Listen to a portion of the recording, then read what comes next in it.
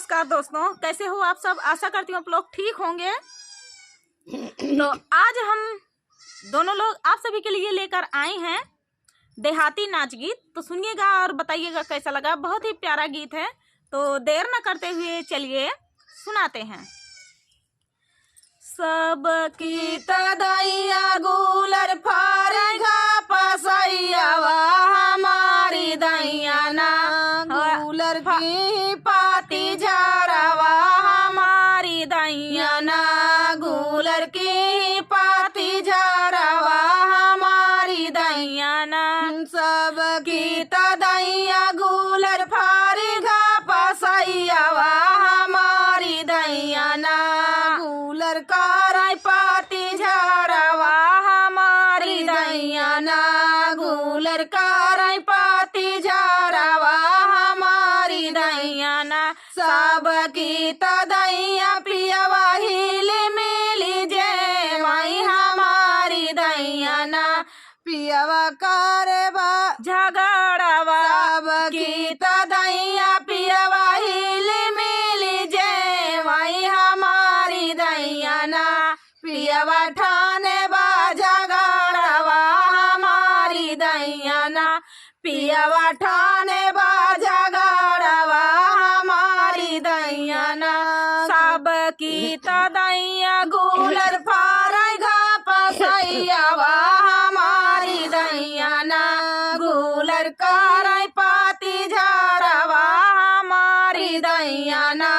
गुलर की पाती झाड़वा हमारी दैया ना सबकी तदैया पियवा हिली मिली घूटाई हमारी दैया ना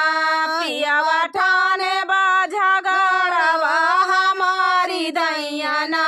पियवा ठाने बा झगड़वा हमारी दैया ना सबकी तदैया गुलर फारेगा पसैया हमारी दैया ना गुलर कराई पाती झाड़वा हमारी दैया ना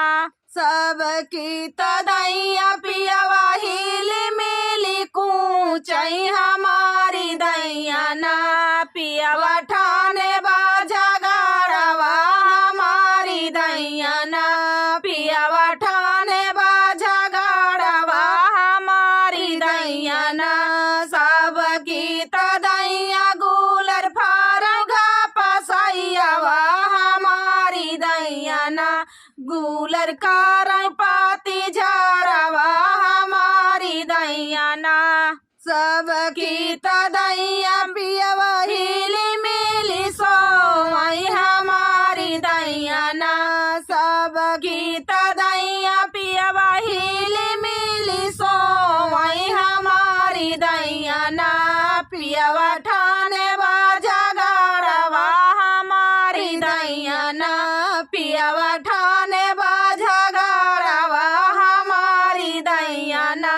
पियवा ठाने बा झगड़वा हमारी दैया ना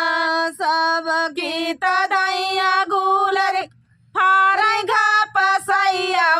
हमारी दैया ना गुलर कराई पाती झाड़वा हमारी दैया ना गुलर कराई पाती झाड़वा हमारी दैया ना। तो दोस्तों, ये प्यारा सा गीत आप सभी को कैसा लगा कमेंट में बताना दोस्तों। मिलते हैं नेक्स्ट वीडियो में, तब तक के लिए नमस्कार।